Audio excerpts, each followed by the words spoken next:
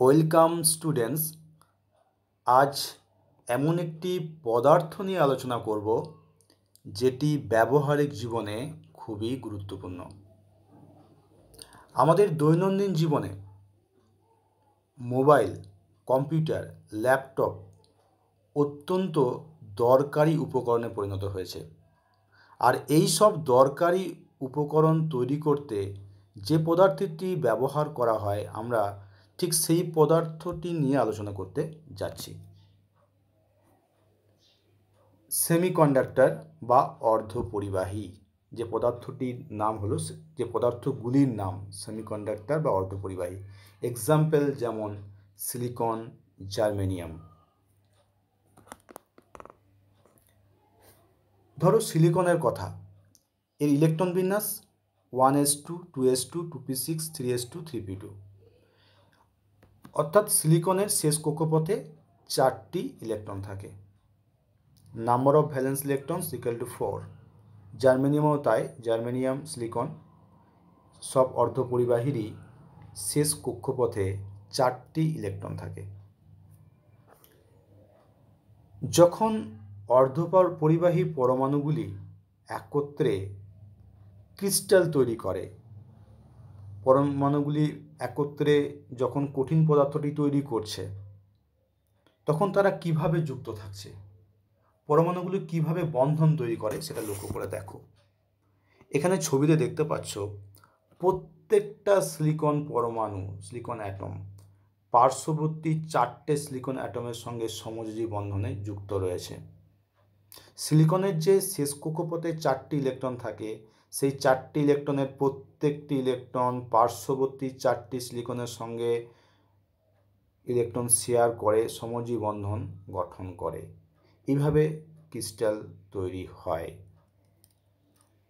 লক্ষ্য করে দেখো, একটি সিলিকন অ্যাটম, তার চারপাশে 4টি সিলিকন অ্যাটম, তার সঙ্গে একটি করে ইলেকট্রন শেয়ার করছে, এটা নয়, এবং এরা সমযোজী বন্ধন তৈরি করছে। এভাবে তারা অষ্টক পূর্তি লাভ করছে এবং ক্রিস্টাল রূপে অবস্থান করছে, তার স্থায়িত্ব পাচ্ছে। তো এরা যেহেতু প্রত্যেকটা ইলেকট্রনই বন্ধনে আবদ্ধ, তাই কোনো মুক্ত ইলেকট্রন নেই। সেই কারণে এই অর্ধপরিবাহীরা কম তাপমাত্রায় তড়িৎ প্রবাহন করতে পারে না।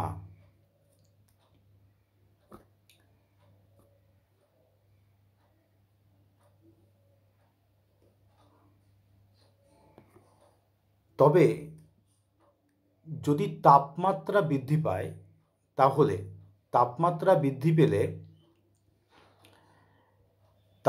বৃদ্ধি পেলে এই যে সমযোজী বন্ধনগুলো দেখা যাচ্ছে তাদের কিছু কিছু ভেঙে যায় তাপের কারণে। যখন কম তাপমাত্রা থাকে তখন ইলেকট্রনগুলো প্রত্যেকটা সমযোজী বন্ধনে আবদ্ধ থাকে, তাদের কোনো মুক্ত ইলেকট্রন থাকে না, সমস্ত ইলেকট্রনগুলো যোজক শক্তি স্তরে থাকে, পরিবহন শক্তি স্তরে কোনো ইলেকট্রন থাকে না। কিন্তু যখন তাপমাত্রা বৃদ্ধি পায় তখন এই সমযোজী বন্ধনের কিছু কিছু বন্ধন ভেঙে গিয়ে ইলেকট্রন মুক্ত হয়। যেমন এখানে ছবিতে দেখতে পাচ্ছ, এই ইলেকট্রনটা মুক্ত হয়েছে, এইখান থেকে একটি ইলেকট্রন বন্ডিংটা ভেঙে গিয়ে একটা ইলেকট্রন এখানে মুক্তি পেয়েছে। এই যে মুক্ত ইলেকট্রনটা পেলে থার্মালি জেনারেটেড ফ্রি ইলেকট্রন যেটা লেখা রয়েছে, এই মুক্ত ইলেকট্রনটা এখন তড়িৎ পরিবহন করতে পারবে। শুধু মুক্ত ইলেকট্রনটাই নয়, এখানে যে একটা একটা ইলেকট্রনের অভাব তৈরি হলো, এখানে একটা ভ্যাকেন্ট একটা জায়গা তৈরি হলো, লক্ষ্য করে দেখো, এই জায়গাটায় মুক্ত ইলেকট্রন তৈরি হয়েছে, তার সঙ্গে একটি বন্ধনে একটা ফাঁকা জায়গা তৈরি হয়েছে, এটাকে বলা হয় হোল। দেখো লেখা আছে হোল। এই ইলেকট্রন এবং হোল প্রত্যেকেই, এই দুজনেই তড়িৎ পরিবহনে অংশ নেয়। কিভাবে? এখানে যতগুলো ইলেকট্রন তৈরি হয় ততগুলো হোল তৈরি হয়, তাই লেখা রয়েছে Ne = NH, অর্থাৎ number of electrons = number of hole. কারণ একটা বন্ধন ভাঙলে একটা ইলেকট্রন একটা হোল হবে, যতগুলি বন্ধন ভাঙবে ততগুলি ইলেকট্রন ততগুলি হোল তৈরি হবে। তাই ইলেকট্রন এবং হোলের সংখ্যা সমান হয়, এবং এই ইলেকট্রনগুলো যেমন মুক্ত ইলেকট্রন হিসেবে তড়িৎ পরিবহন করে, হোলগুলো সেরকম তড়িৎ পরিবহন করে। আমরা আসবো কিভাবে সেটা হয়। দেখো, যখন কোনো ব্যাটারির সাথে যুক্ত করা হয় বা বিভব প্রভেদ দেওয়া হয়, তখন ইলেকট্রনগুলো মুভ করে ধনাত্মক তড়িৎদ্বারের দিকে এবং হোলগুলো মুভ করে ঋণাত্মক তড়িৎদ্বারের দিকে। এবং প্রশ্ন হতে পারে যে হোলগুলো কী করে মুভ করে, আসলে বিষয়টা কি হয়। দেখো, ধরো একটা হোল, এইখানে একটা হোল দেখানো হয়েছে। এইবার এই পাশাপাশি একটা বন্ধনের ইলেকট্রন এই হোলটা দখল করে, মানে যেখানে হোল রয়েছে তার পাশাপাশি যে বন্ধনের ইলেকট্রনগুলো রয়েছে তাদের কেউ সেই হোলের জায়গায় প্রবেশ করে।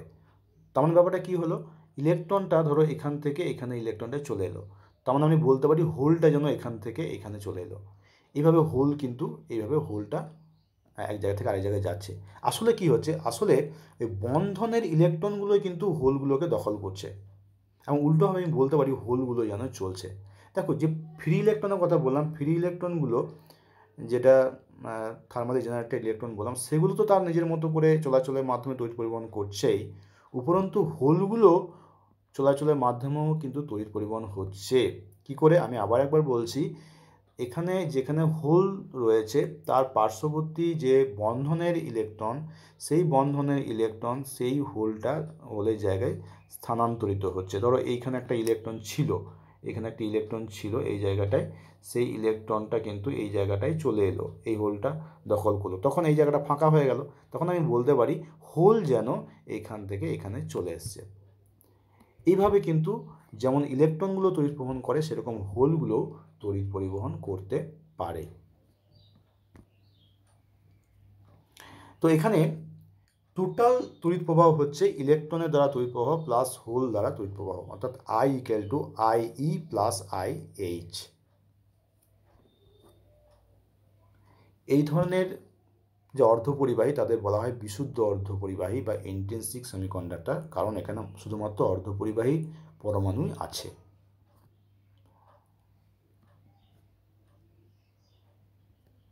দেখো, এই বিশুদ্ধ অর্ধপরিবাহী ক্ষেত্রে the conductivity is very low at room temperature. Room টেম্পারেচারে বা স্বাভাবিক তাপমাত্রায় বা ঘরের তাপমাত্রায় এই অর্ধপরিবাহীর যে কন্ডাক্টিভিটি মানে তড়িৎ পরিবাহিতা সেটা খুবই কম।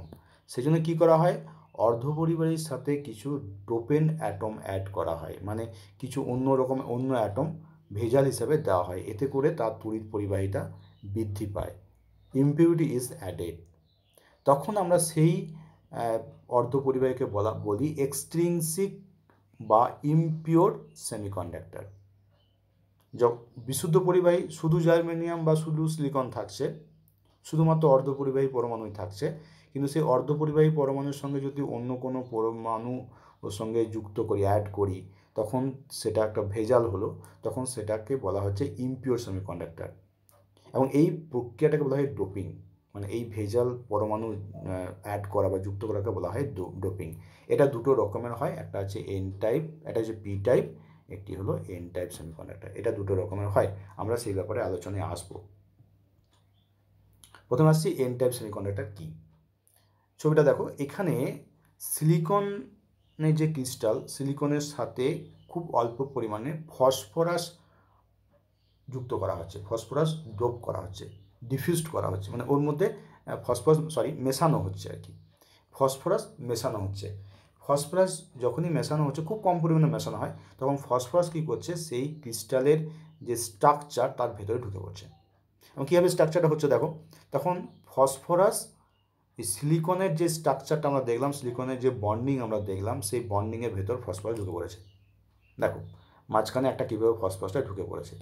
ফসফরাসটা এখন চারপাশে 4টি সিলিকনের সাথে সমযোজী বন্ধন তৈরি করেছে, কিন্তু ফসফরাসের শেষ কক্ষপথে 5টি ইলেকট্রন।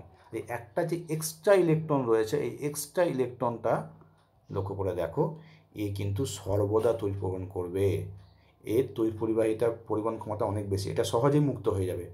এই এক্সট্রা যে ইলেকট্রনটা দেখতে পাচ্ছি, এই এক্সট্রা ইলেকট্রন বা সারপ্লাস ইলেকট্রন পঞ্চম ইলেকট্রন যেটা, সেটা খুব সহজেই তড়িৎ পরিবহন করতে পারে। ফলে তড়িৎ পরিবাহিতা অনেক বৃদ্ধি পায়। এবং এই যে ফসফরাস অ্যাটমটা আমি যোগ করেছি এটাকে বলা হচ্ছে ডোপেন অ্যাটম, পেন্টাভ্যালেন্ট, এটা পঞ্চযোজী। ডোপেন অ্যাটম মানে এটা ভেজাল পরমাণু। আর এখানে এই পঞ্চম ইলেকট্রন যেটা দেখতে পাচ্ছি এটাকে এক্সট্রা ইলেকট্রন, এটা সারপ্লাস ইলেকট্রন। এটা কিন্তু মূলত তড়িৎ পরিবহনে অংশগ্রহণ করতে পারবে বেশি বেশি করে, অর্থাৎ এর সহজেই তড়িৎ পরিবহন করতে পারবে, এটা সহজেই মুক্ত ইলেকট্রন হতে পারবে, কারণ এটা বন্ধনে আবদ্ধ নেই। এইভাবেই তড়িৎ পরিবাহিতা বৃদ্ধি পায়। যদি আমি ডোপিং করি তাহলে এইভাবে অর্ধপরিবাহী তড়িৎ পরিবাহিতা বৃদ্ধি পায়। এই ঘটনাটার নাম ডোপিং। পিকে বলা হচ্ছে ডোনার অ্যাটম। হ্যাঁ, এখানে ফসফরাসটাকে ডোনার অ্যাটম বলা হয় কেন? তার কারণ দাতা পরমাণু, তার কারণ হচ্ছে এইটা ইলেকট্রন দান করছে বলে। ইলেকট্রনের এক্সট্রা রয়েছে, এক্সট্রা ইলেকট্রন আছে, ইলেকট্রন দান করতে পারছে। এই ইলেকট্রনটা পুরো ক্রিস্টালের মধ্যে ঘুরে বেড়াতে পারবে, কোনো নির্দিষ্ট জায়গায় আবদ্ধ থাকবে না, যে প্রায় মুক্ত ইলেকট্রন হয়ে যায়। খুব সামান্য এনার্জি পেলে এটা মুক্ত ইলেকট্রন পরিণত হয়, তাই এটাকে ডোনার অ্যাটম বা দাতা পরমাণু বলা হয়। এখানে অবশ্যই এটা বলে রাখি, শুধুমাত্র ইলেকট্রনটাই তড়িৎ পরিবহন করবে তা নয়, কিছু হোলও থাকবে। মানে এখানে যে সারপ্লাস ইলেকট্রনটা রয়েছে সেটা তো তড়িৎ পরিবহন করবেই, তাছাড়া থার্মালি জেনারেটেড ইলেকট্রন হোল পেয়ারও তৈরি হবে। কিছু ইলেকট্রন, কিছু বন্ধন ভেঙে গিয়ে তাপের কারণে, তাপ যদি থাকে আর কি, তাপমাত্রা যদি থাকে, তাহলে তাপের কারণে কিছু ইলেকট্রন, কিছু বন্ধন, সমাজী বন্ধন ভেঙে গিয়ে ইলেকট্রন হোল পেয়ারও তৈরি করবে, তার সঙ্গে এই সারপ্লাস ইলেকট্রনটাও থাকছে। সেই কারণে এখানে ইলেকট্রনের সংখ্যা হোলের সংখ্যা থেকে অবশ্যই বেশি হবে। আর সারপ্লাস ইলেকট্রনটা তড়িৎ পরিবহনের ক্ষেত্রে বেশি ভূমিকা নিতে পারবে, কারণ এটা সহজেই মুক্ত হতে পারে। এখন এনার্জি ব্যান্ড ডায়াগ্রামটা দেখো। আমরা অর্ধপরিবাহীর এনার্জি ব্যান্ড ডায়াগ্রাম বা শক্তি প্রতিতত্ত্ব আমরা আগে আলোচনা করেছি।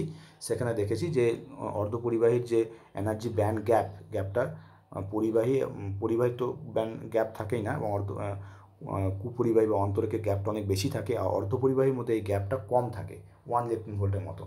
তো এখানে যেটা ব্যান্ড গ্যাপ দেখানো হচ্ছে 1 ইলেকট্রন ভোল্টের মতো, কিন্তু এই যেটা এক্সট্রা ইলেকট্রন বা সারপ্লাস ইলেকট্রন তার লেভেল কিন্তু এই জায়গাটাকে ডোনার এনার্জি লেভেল যে জায়গাটা দেখাচ্ছে, এই লেভেলে তার এনার্জি লেভেলটা থাকে। মানে তাকে কিন্তু পুরো এই 1 ইলেকট্রন ভোল্ট এই জায়গাটা পুরো অতিক্রম করতে হয় না, সে কিন্তু এই জায়গায় অবস্থান করছে। এখান থেকে আরেকটুকু গেলেই মানে খুব কাছাকাছি, কন্ডাকশন ব্যান্ডের খুব কাছে চলে আসছে, তার এনার্জি লেভেলটা খুব কাছে থাকে, সেই কারণে খুব সহজে এটা মুক্ত হতে পারে। দেখো এইটা গ্যাপটা থাকে ইডি লেখা রয়েছে, এই গ্যাপটাকে 0.045 ইলেকট্রন ভোল্ট। ওটার পুরো গ্যাপটা হচ্ছে 1 ইলেকট্রন ভোল্ট ভ্যালেন্স ব্যান্ড এবং কন্ডাকশন ব্যান্ডের মধ্যে, সমপরিবাহী এই অর্ধপরিবাহী ক্ষেত্রে, সেমিকন্ডাক্টরের ক্ষেত্রে। কিন্তু এই যেটা ডোনার মানে অ্যাটম, যেটা ডোনার মানে যেটা ডোনার অ্যাটমা, যেটা ওই সারপ্লাস ইলেকট্রন যেটা দেখতে পেলাম, সেটার কিন্তু সে কিন্তু এই লেভেলেই থাকছে, তার একটু মাত্র এনার্জি পেলে সে কন্ডাকশন ব্যান্ডে চলে যাবে, খুব সহজেই সেটা মুক্ত ইলেকট্রনে পরিণত হবে। এবার আসি পি টাইপ সেমিকন্ডাক্টরের কথা। পি টাইপ সেমিকন্ডাক্টর কী করা হচ্ছে, এখানে ট্রাইভ্যালেন্ট অ্যাটম ডোপ করা হচ্ছে। দেখো লেখা আছে ট্রাইভ্যালেন্ট অ্যাটম, এখানে অ্যালুমিনিয়াম ডোপ করা হয়েছে, যেখানে এর 3টে ইলেকট্রন, সুতরাং এর চারিপাশে 4টে সিলিকন পরমাণু থাকলেও 3টে সিলিকনের সঙ্গে সমাজী বন্ধন আবদ্ধ হতে পারছে, আর একটা গ্যাপ থেকে যাচ্ছে, ভ্যাকেন্সি অফ ইলেকট্রন। লক্ষ্য করে দেখো লেখা আছে ভ্যাকেন্সি অফ ইলেকট্রন, একটা হোল থেকে আছে, এই হোলটা সহজেই তড়িৎ পরিবহন করবে, এটা রুম টেম্পারেচারেও তড়িৎ পরিবহন করবে ভালোভাবে। এখানেও কিন্তু thermally generated electron whole pair থাকবে, কিন্তু এই এক্সট্রা হোল তার সঙ্গে থাকছে, সুতরাং এখানে হোলের পরিমাণ, হোলের সংখ্যাটা ইলেকট্রনের সংখ্যা থেকে অনেক বেশি থাকে, এবং এটাও সহজে তড়িৎ পরিবহন করতে পারে। এর আমরা এনার্জি ব্যান্ড ডায়াগ্রামটা দেখব। দেখো এখানে আমরা অ্যাকসেপ্টার লেভেল বলছি, মানে এমনি পুরো ব্যান্ড গ্যাপটা 1 ইলেকট্রন ভোল্টের মতো, কিন্তু এই যে বললাম এক্সট্রা ভোল্ট, তার এনার্জি লেভেলটা এই জায়গায়, মানে ব্যাপারটা অন্যরকমভাবে ভাবতে হবে, যে ভ্যালেন্স ব্যান্ড থেকে ইলেকট্রনটা জাস্ট অ্যাকসেপ্টার লেভেলে এলেই, খুব সামান্য একটা ডিস্টেন্স এলেই কিন্তু সেই হোল, তাহলে হোলটা তৈরি করতে পারবে, এইভাবে ব্যাপারটা ভাবতে হবে। এবং এই গ্যাপটা হচ্ছে 0.067 ইলেকট্রন ভোল্ট ফর সিলিকনের ক্ষেত্রে আমরা আলোচনা করছি অবশ্যই সবগুলোই। তো এইভাবে কিন্তু ডোপিং করে আমরা এন টাইপ এবং পি টাইপ সেমিকন্ডাক্টর তৈরি করে আমরা তড়িৎ পরিবাহিতা অনেকটাই বৃদ্ধি করতে পারছি। ধন্যবাদ সকলকে। আজকের মতো আমরা এইখানেই আলোচনা শেষ করব।